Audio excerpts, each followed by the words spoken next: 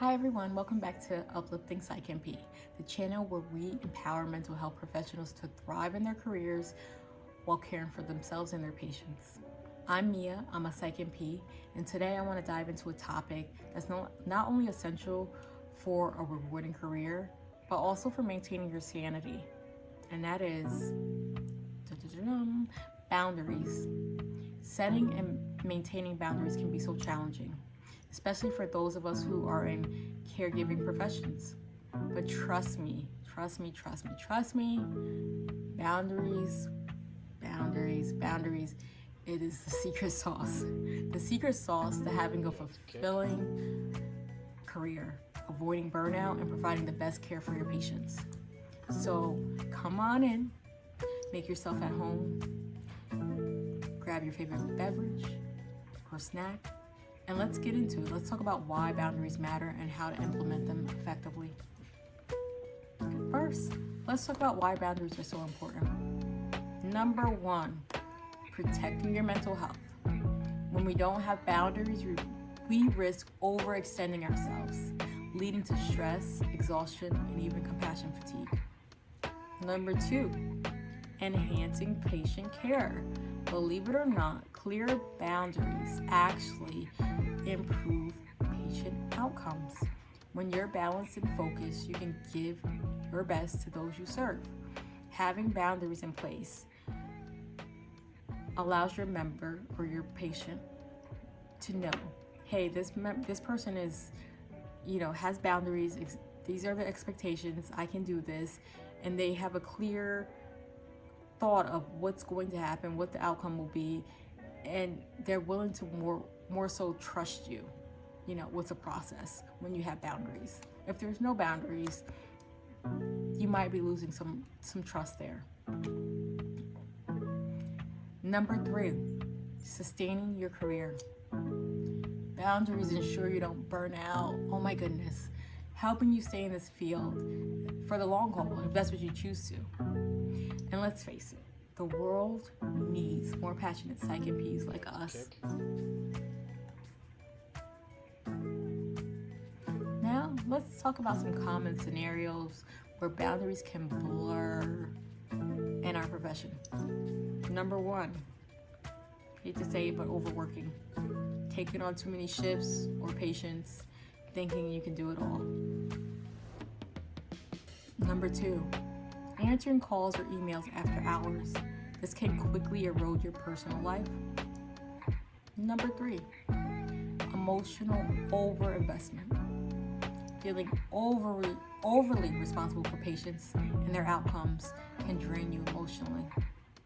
Does any of that sound familiar to you? If so, you're not alone. This is a learning process for us all.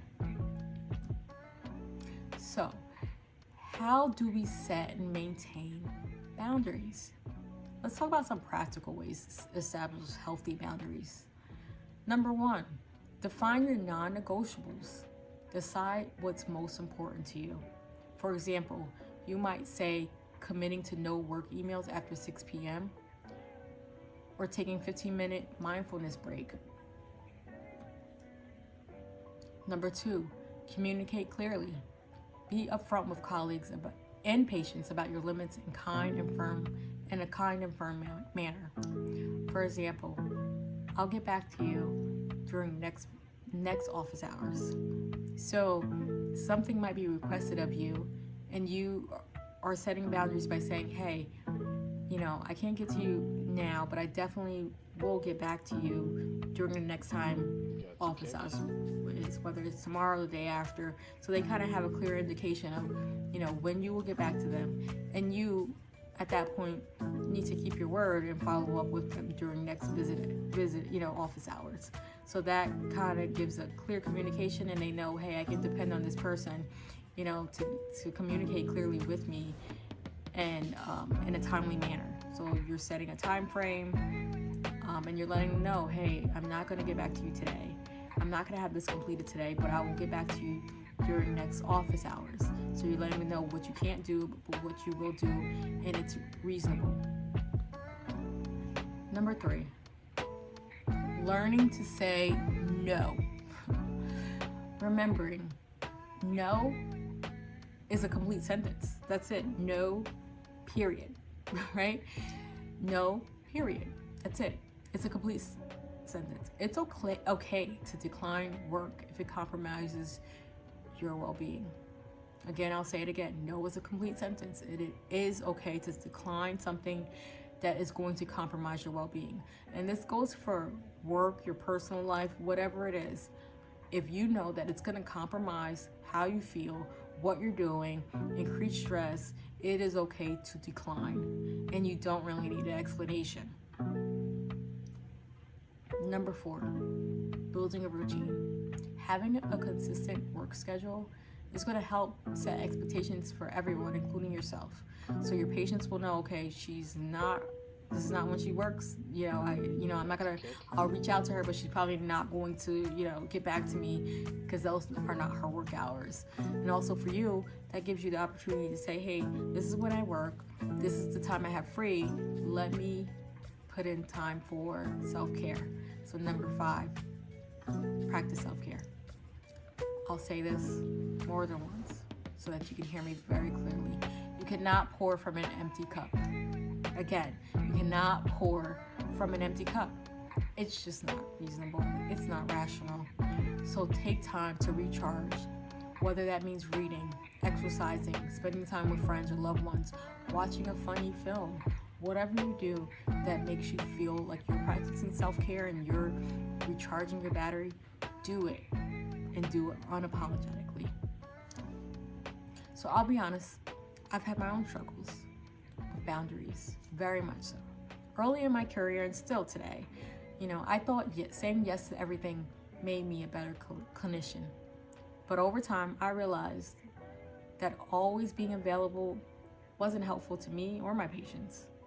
It wasn't helpful to me because I was overextending myself, and it wasn't helpful to my patients because it was almost like they were dependent on me to be there and answer everything at all times. And I went with it, and I heard, oh, thanks, Mia, I appreciate you, you're the best. But really what I was hearing was, thanks, Mia, you're willing to take your personal time and use it to do other things that I possibly could be doing. And this is where I'm gonna throw in something that I've learned this year. We're working in the organization that I work with and working with the psychiatrist that I work with. His thoughts, when we always talk, when we always follow up, he always asks, do you feel like you're working harder than your patients? I'll say that again. Do you feel like you're working harder than your patients? Because you should not be, and it might be hard to grasp, but there is no way that you should be working harder than your patients. Yes, you are there for support. You are there to help them and empower them, uplift them, be an advocate for them, but you're also there to help them grow and be independent and speak up for themselves and push them into that role of being independent and saying, hey, I'm going to make these appointments. Hey, I'm going to stick to these appointments. Hey, you gave me the tools I needed. I'm going to utilize them. That's not up to you to decide. That's for them to do. So you can give them all the tools, all the help you can get, but if they're not going to be consistent and they're going to be, waiting for you to make the next move, it's not going to work. It's not equal. You'll be frustrated. You'll feel like, hey, I'm doing all the work and I'm not getting the outcomes that I desire. And the patient will continue to come back and say, hey, I don't feel so good. I'm not doing well. They're not doing well because they're not taking a role of a proactive role in their treatment plan. They need to take a proactive role in their treatment plan. That gives them confidence to say, hey, I could do this. I could do this little small thing. I could do another thing and another thing and another thing.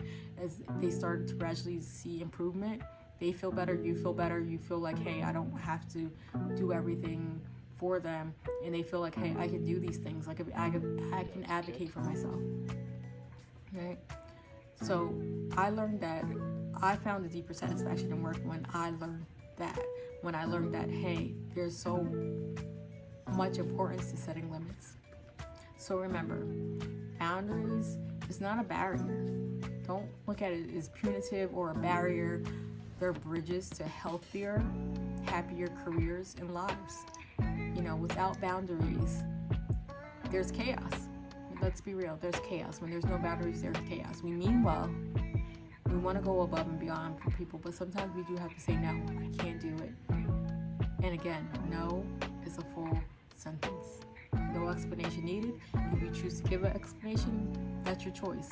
But honestly, no is a full sentence. So I just want to thank you guys so much for today and joining me. I'm Mia, and I hope this episode helps you reflect on your own boundaries and inspires you to make changes where it might be needed. And if you're doing wonderful with your boundaries, it inspires you to help other people, implement those boundaries, or inspires you to keep going with those boundaries. If you found this video helpful, give it a thumbs up, subscribe for more content like this, and don't forget to share your thoughts in the comments below. What's one boundary that you struggle with, and how are you working towards improving it? Until next time, take care of yourself because you deserve it so much. You do so much good. Most importantly, give yourself grace along the way. And I'll see you in next episode of Uplifting Psych and Peace.